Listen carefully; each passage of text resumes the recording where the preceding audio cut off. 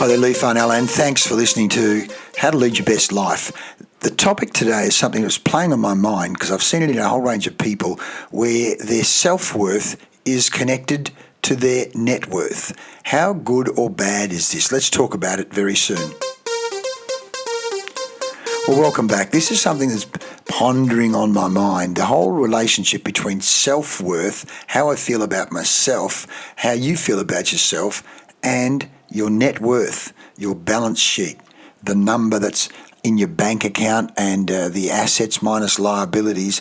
What's your net worth? Now, I know myself over the years, when things have been going good, you start thinking you're a superman because things are going well financially, and you think you're a legend. And I was just watching Robert De Niro and Tom Hanks and someone else talking the other day about saying, this too shall pass. This too shall pass. The good times shall pass, you being a hero shall pass, and the bad times also shall pass. And so if your self-worth is connected to your net worth, when things go bad, you start to think you're bad, you're useless, you're not worth anything, and I've certainly felt that way myself, and it's not a good place to be in.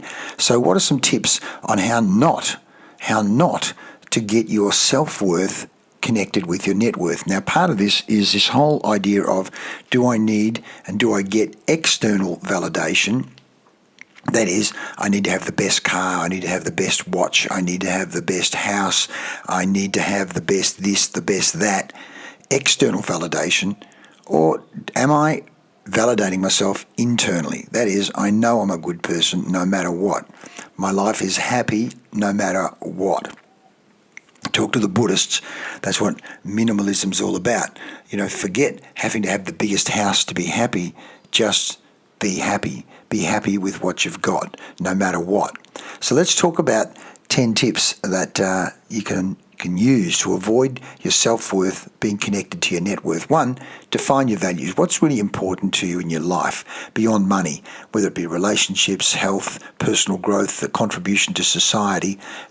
Shift your focus away from material wealth. No, I've got the biggest house, Leigh. I've got the best Rolex watch you can possibly buy. I've got the best spa pool. No one in my street has the spa pool I have. What an important, great person I am because of it. Really. Watch out for the next bushfire, because you wouldn't want it to lose all of that and then think you're worthless because of it. 2, practice gratitude. Regularly remind yourself of the non-material aspects of your life, your kids, your grandkids, your health, your relationships, your circle of friends, because gratitude can help you appreciate what you have regardless of your financial situation. Someone sent me the quote of Socrates the other day saying, those who can't be happy and satisfied, contented with what they have, will not be satisfied, happy and contented for what they want to have. In other words, practice gratitude. No matter what your financial situation, you're still alive, you're still breathing, you've still got friends, you've still got the beach, you've still got the park. Practice gratitude daily. What are you grateful for? Write down 3 things you're grateful for and just focus on them. Think about them. Step 3, set meaningful goals. Set goals that align with your passions, your interests and values, rather than just focusing on financial targets. What other goals do you have besides financial targets? If the only targets you've got are financial targets, you've got a problem in terms of 1, self-worth being tied to net worth, and 2, I can guarantee you then that's affecting your relationship with your friends, your relationship with your health, your relationship with your family, no doubt about it.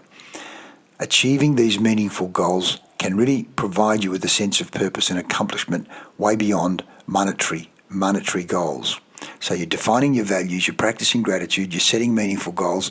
Step 4, cultivating self-compassion. So treat yourself with kindness and understanding, especially during times of financial hardship, financial challenge. And I know myself, during COVID, when things were really not so good for us either, you start to get down on yourself and beat yourself up. And luckily for me, swimming each day, having my friends down the beach, helped put it in perspective. This too shall pass. Remember that your worth isn't determined by your financial status. Your bank account does not determine your actual worth as a human being.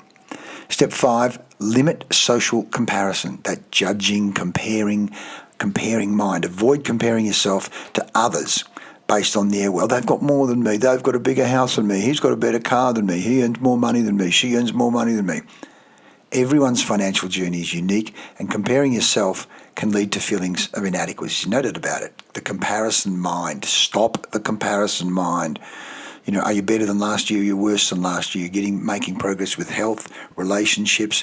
As Ralph Waldo Emerson said, the first wealth is health. You've got to have your health. What's the use of having all the money and then no health? So get both your physical and mental health in shape. And not only that, when you've got good physical and mental health, you're in a better position to actually go and do deals and make money anyway. And of course, the abundance mindset is so important. There's plenty out there. There's plenty out there in the ocean of abundance. You just got to go out, get out there, get in circulation, but do it from a position of self-compassion. You don't need the money. You don't need the adulation from outside.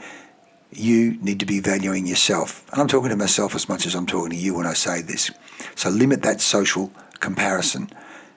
Step 6, embrace mindfulness. Embrace mindfulness. Practice mindfulness to stay present and reduce anxiety about the future. And I suggest you meditate each morning, meditate each afternoon, meditate before you go to sleep, at least once a day, if not 2 and 3 times a day, to bring yourself back to the breath. Slow down that sympathetic nervous system. Anxiety is not the answer. Embrace mindfulness. Mindfulness can help you focus on the current moment rather than getting caught up in financial worries. Whether it be the past or the future, we want to be present. That's why we talk about this time zone of the now, the present, the gift of now. 7, nurture relationships. Invest time and effort in building meaningful connections with friends and family, whether it be swimming or sport or golf or social club or church. Get involved in groups outside yourself. You see, part of nurturing relationships is when you're doing things beyond yourself, a bigger why beyond you. 8, focus on personal growth. Continuously work on improving yourself, learning new skills, pursuing hobbies. Of course, this boosts your confidence and your self-esteem independently of your financial situation, whether it's knitting or chess or guitar or swimming or jogging or walking or volunteering. So important. And reading books, getting inspiration. I literally did a session with our juniors at the UWA Water Polo Club this week, about 50 kids and their parents in the lecture theatre, and we're talking about the Kaizen mindset, saying you are 100% responsible for your water polo career, but of course you're 100% responsible for your life, and therefore develop new skills and new competencies, new thinking, get inspiration from high achievers, whether it be in sport or business or life or relationships. Again, we can help you with that if you want help with that. 9, celebrate non-financial achievements. So acknowledging and celebrating achievements that have got nothing to do with money, whether it be personal growth milestones, family milestones, acts of kindness, positive impact on others, volunteering.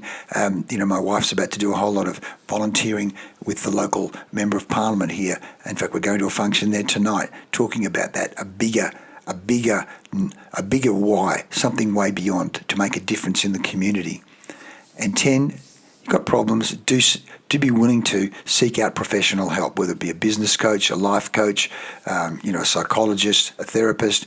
If you find things challenging and you're finding it hard to detach your self-worth from your net worth, then do aim to get a therapist or counsellor or coach to help you deal with that, because they can certainly then help you explore your feelings and help you develop healthier perspectives, to help you reframe, challenge your thinking. As we say, challenge that BS that's going on between your ears, BS, belief system and bullshit, disempowering belief systems. Remember, your self-worth is inherent, intrinsic, and it's not determined by external factors like money. Building a strong sense of self-worth based on your qualities, values, and relationships can lead to a way more fulfilling and balanced life. So let's just go through that list of 10 again. 1, get clear on your values. 2, practice gratitude. 3, set meaningful goals. 4, cultivate self-compassion. 5, limit social comparison. 6, embrace mindfulness. 7, nurture relationships, family, friends, clubs, community. 8, focus on personal growth. 9, celebrate non-financial achievements. And 10, do get professional help. Everyone needs a coach. Everyone needs a guru to help shine light where there's darkness. Wow, why didn't I see that before? Because you didn't have the light on. You want to find out more, do touch base with us at Leigh Farnell Best Business, LFBB, www.leighfarnell.com. I want to help you lead your best life, run your best business, and be an absolute legend, legendary status. I hope you like what we're doing here. Do share it with friends and family, and look forward to seeing you, hearing from you. Do subscribe, share it around, and I'll see you in the next Leading Your Best Life. Thanks for listening. I'm Leigh Farnell.